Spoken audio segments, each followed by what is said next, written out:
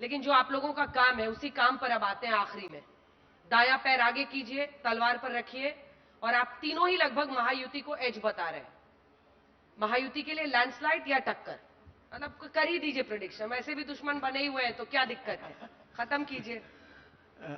टक्कर किसको कहते हैं इस परिभाषा को समझना होगा। टक्कर का मतलब क्या? 5 सीटों से आगे तो मुझे टक्कर नहीं दिखाई पड़ती। लैंडस्लाइड किसको कहते हैं?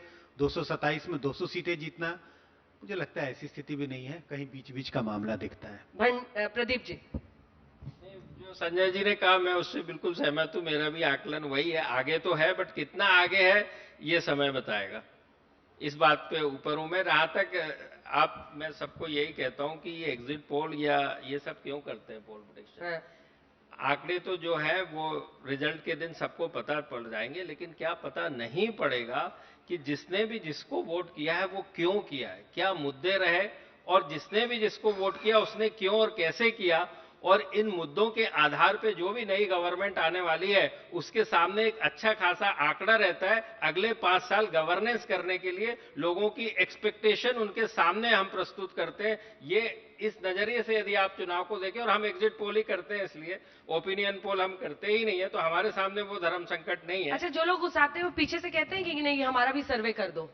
नहीं, सारे लोग बोलते हैं सर्वे कर दो, लेकिन हाँ। उसकी भी एक मर्यादा है और लिमिटेशन है। और सर्वे खूब करते हैं हम, पार्टी का सभी का करते हैं, लेकिन इसीलिए हम ओपिनियन पोल नहीं करते, एग्जिट पोल करते हैं। एग्जिट पोल वोटिंग खत्म हो गई, उस मतलब हम इन्फ्लुएंस नहीं कर रहे बस वोटर हम को। अमिताभ influence जी, नहीं कर रहे। अमिताभ जी, वही जो सवाल था मेरा कि आप भी एज कह रहे हैं महायुति को, लैंडस्लाइड या टक्कर? देखिए क्या होता है कि चुनाव हमेशा कांटे की टक्कर होती है, रिजल्ट एक तरफा आ सकता है। जब आप ग्राउंड पे जाते हैं तो कांटे की टक्कर रहती है। बिहार में आप भी थे, हम भी थे, सब लोग थे। किसी ने नहीं सोचा होगा इन्होंने कि धीरे से 200 तलवार को ऐसे जमीन पे कर दिया, 202 उस पे के पैर रिजल्ट रख आ दिया। सकती है, ठीक है। तो कांटे की टक्कर हमेशा ग्राउंड पे होती है, रिजल्ट एक तरफा आ सकता है। लेकिन अगर विधानसभा चुनाव का ही ट्रेंड रेप्लिकेट होता है तो लगभग 118 से 133 सीटों के रेंज में शिवसेना और बीजेपी का ये रेंज हो सकता है।